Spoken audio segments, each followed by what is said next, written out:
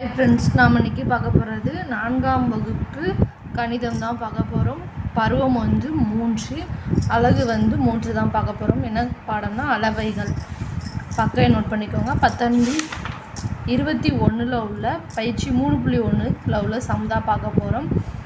வாங்க பார்க்கலாம்.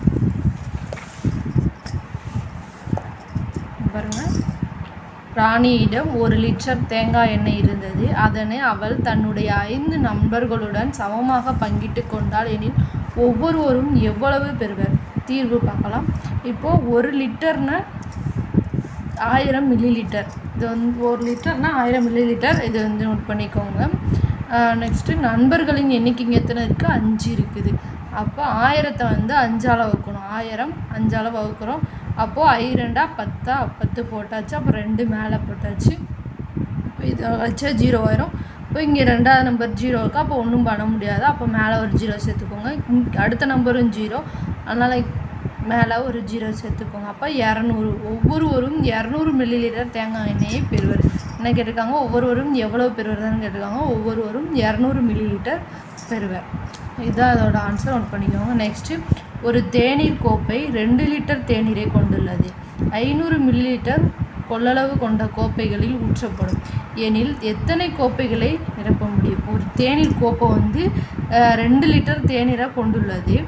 500 milli litre கொள்ளளவு கொண்ட கோப்பையில் ஊற்றப்படும். இந்த 2 லிட்டர் இதில் ஊற்றணும்னா அது எத்தனை கோப்பையில் நிரப்ப முடியும்னு கேட்டிருக்காங்க. அப்போ 1 லிட்டர்னா 1000 மில்லி லிட்டருக்கு சமமாக. So 1 litre = 1000 milli litre. இங்கே என்ன கொடுத்துருக்காங்க? 2 லிட்டர். அப்போது 2 × 1000ஆல் மல்டிப்ளை பண்ணோன்னா 2000 மில்லி லிட்டர். இப்போ 2000 நம்ம எதனால் வகுக்கணும்னா 500 மில்லி லிட்டரால் வகுக்கணும். அப்போ 2000 × 500, 500ஆல் வகுத்தோம்னா 4 500 2000 வரும். ஸோ கீழே 0, மேலே 4 போட்டுக்கோங்க. அப்போ இது 4 கோப்பைகளில் நிரப்ப முடியும்.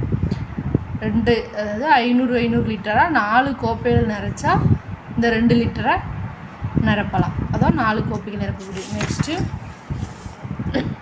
ராமிடம் 1 லிட்டர் பழச்சாறு நிரம்பிய கட்டி, அதாவது பாட்டில் இருந்தது. தன்னுடைய நண்பனுக்கு 100 மில்லி லிட்டர் பழச்சாறு கொடுத்தான் எனில் அவனிடம் மீதம் இருக்கும் பழச்சாறு எவ்வளோ? பழச்சாறுனா ஜூஸு. இப்போ ராம் 1 லிட்டர் வச்சுருக்கா. அப்போ 1 லிட்டர்னா 1000 மில்லி லிட்டருக்கு சமம்.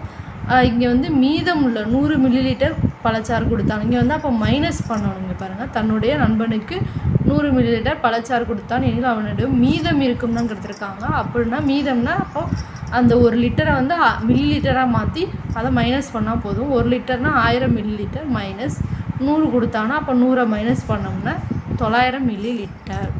நெக்ஸ்ட்டு 4ஆவது கணக்கு நம்ம புக்கில் பார்க்கலாம். புக்கில் பக்க நம்பர் 22 இருக்குது. லிட்டரை மில்லி லிட்டராக மாற்றுக. இப்போது 1 லிட்டர் = 1000 மில்லி லிட்டரா. அப்போ 7 லிட்டர்னால் எப்படி வரும்? 7 × 1000. ஸோ இங்கே பாருங்கள், 7 × 1000 போட்டால் 7000 மில்லி லிட்டர். நெக்ஸ்ட்டு 5 லிட்டர்னால் 5 × 1000, அப்போ 5000 மில்லி லிட்டர். 9 லிட்டர்னால் 9 × 1000, 9000 மில்லி லிட்டர். நெக்ஸ்ட்டு 4 லிட்டர்னால் 4 × 1000, 4000 மில்லி லிட்டர். நெக்ஸ்ட்டு மில்லி லிட்டரை லிட்டராக மாற்றுக. அதாவது இங்கே பாருங்கள், மில்லி லிட்டர் 1000 மில்லி லிட்டர்னால் 1 லிட்டர். அப்போது இங்கே 6000 மில்லி லிட்டர்னால் 6 லிட்டர். அப்போ 2000 மில்லி லிட்டர்னால் 2 லிட்டர். அதாவது 2000 1000ஆல் வகுக்கணும். அப்போது 3 0 3 0 கேன்சல் ஆகிடும். அப்போ மிச்சம் 2 இருக்குது. அப்போ 2 லிட்டர்.